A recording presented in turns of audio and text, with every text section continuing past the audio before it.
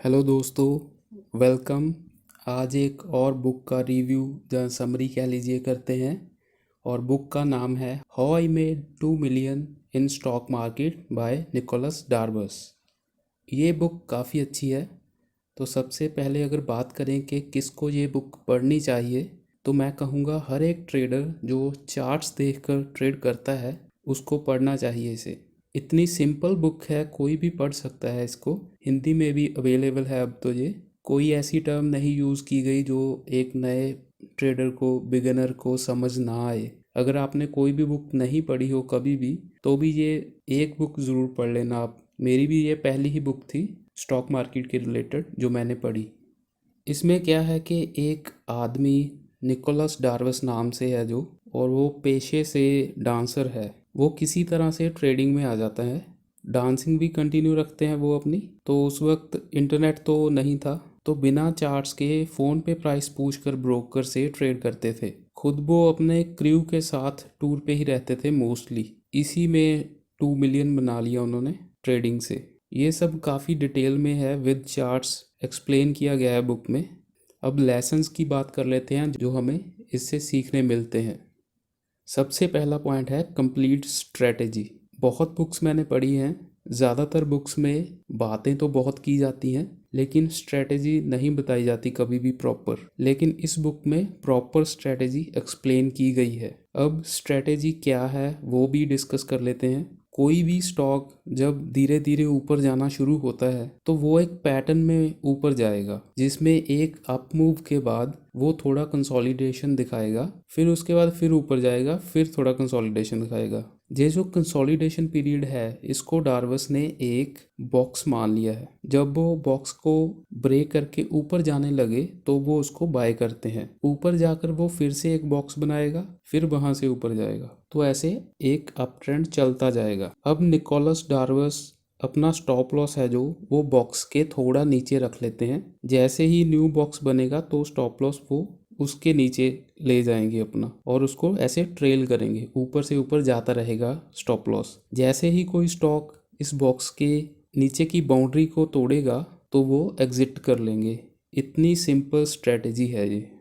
Point number 2 जो सीखने मिलता है वो है वॉल्यूम। बहुत से लोग हैं जो वॉल्यूम को इग्नोर करते हैं, सिर्फ प्राइस एक्शन को देखते हैं, उसी से ट्रेड करते हैं। लेकिन डार्वस वॉल्यूम से ही फिल्टर करते हैं वो स्टॉक्स को मेनली। और वो कहते हैं कि अप ट्रेंड शुरू हो विद वॉल्यूम। ट्रेंड में वॉल्यूम ज़रूरी है उनके अकॉर्डिंग। जो प्राइस एक्शन से ट्रेड करते हैं वो स्विंग के लिए काफ़ी सही है, लेकिन जब एक बड़ा ट्रेंड आपने पकड़ना है पोजीशनल ट्रेड में, वॉल्यूम से काफ़ी हेल्प मिलती है उसमें।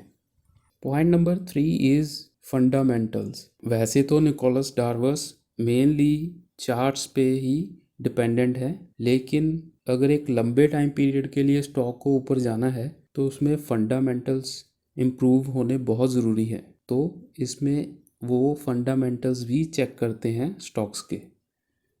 उसके बाद पॉइंट आता है जीटीटी ऑर्डर्स, जिसको वो ऑटोमेटिक बाय और सेल ऑर्डर्स बोलते हैं। तो जैसे मैं पहले ही बताया कि निकोलस डार्वस एक डांसर थे, तो स्क्रीन के सामने बैठ के उनके पास टाइम नहीं था ट्रेड करने का, तो उन्होंने ऑटोमेटिक बाय एंड सेल के ऑर्डर्स यूज़ किए, जिसको आजकल हम जीटीटी ऑर्डर्स बोलते हैं। उससे उनको काफ़ी हेल्प मिली है। और आजकल तो एल्गो वगैरह भी यूज़ होते हैं, वो इसी से एक स्टेप और आगे है।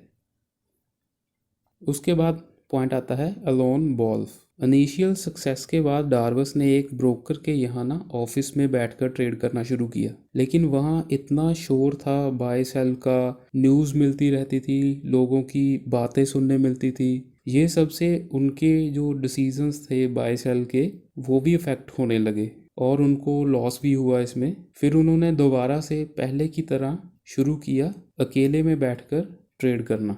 तो इससे उन्होंने सीखा क्या कि rumours, brokers report, news, advisory services, rating agencies की रिपोर्ट, इन सब को इग्नोर करो। अगर स्टॉक चार्ट पे ऊपर जा रहा है तो आप उसको बाय करो। रिपोर्ट्स, न्यूज़ चाहे नेगेटिव आए, लेकिन अगर वो बुलिश है तो आप उसके साथ जाओ। तो एक तरह से अपने आप को आइसोलेट करना है, सिर्फ चार्ट्स पे फोकस करें, न्यूज़ पे इतना फोकस ना करें। उसके बाद एक और बहुत इम्पोर्टेंट पॉइंट है, वो है लीव योर डार्लिंग्स। कोई स्टॉक आपको कितना ही रिटर्न क्यों ना कमा कर दे दे, लेकिन उसका ट्रेंड खत्म होने पर आप उसमें से एग्जिट करें। इमोशनल होकर उसको होल्ड ना कीजिए। जैसे 2020 और 2021 की बुल रन के जो डार्लिंग स्टॉक्स थे, जैसे IEX, IRCTC, CDSL, Tata Elxsi, इन सब को सही टाइम पे एग्जिट कर सकते थे आप, अगर आपने निकोलस डार्वस थ्योरी से ट्रेड किया होता। तो इसमें जो टॉप फॉर्मेशन थी वो काफ़ी क्लियरली दिखाई दी थी। तो ये सब पॉइंट्स हैं जो इस बुक से हमें सीखने मिले हैं। ये सब तो ठीक है, लेकिन इस स्ट्रेटजी को यूज़ करने पे कुछ नेगेटिव पॉइंट्स भी हैं, वो भी मैं आपके साथ शेयर करना चाहूँगा। पहली जो चीज़ है वो डार्वस सर थे जो, वो इसको तब यूज़ कर रहे हैं जब उनकी मार्केट में ज़्यादातर स्टॉक्स ऊपर जा रहे हैं, मतलब मार्केट काफ़ी अच्छी है, तो उनकी स्ट्रेटजी भी काफ़ी अच्छा काम कर रही है। और मार्केट ख़राब हो तो ये भी थोड़ा ऐसा वैसा ही परफॉर्म कर सकती है।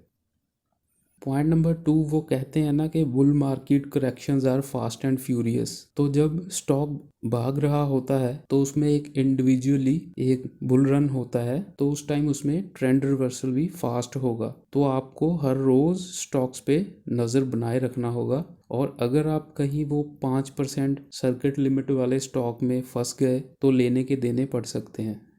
और एक लास्ट पॉइंट मैं बोलना चाहूँगा कि ये आलमोस्ट सिमिलर है जो डाउ थ्योरी है। आपको देखने में लगेगा कि इसमें कुछ नया नहीं है डार्वस बॉक्स थ्योरी में, ऑलरेडी आपने सुना होगा, जहाँ पढ़ा होगा, जहाँ देखा होगा इस स्ट्रेटेजी के बारे में। तो ये तो थी डिटेल्स इस बुक की। लास्ट में अगर इसको रेट करना हो तो मैं 9/10 रेट करूँगा इसको। 10 में से 9 नंबर इसको मिलेंगे। ये किसके लिए है वो मैंने पहले ही बता दिया है। कोई भी बंदा जो चार्ट्स देखकर ट्रेड करता है उसको ये बुक पढ़नी चाहिए। अगर आप बिल्कुल नए हो तब भी आप इसी से शुरू करें stock market. So that's it. मुझे उम्मीद है आपको कुछ समझ आया होगा इससे। हमारे साथ बने रहें, हम ऐसी ही बुक्स और स्ट्रेटजीज़ की और वीडियोज़ आपके साथ शेयर करते रहेंगे। Thank you and good bye.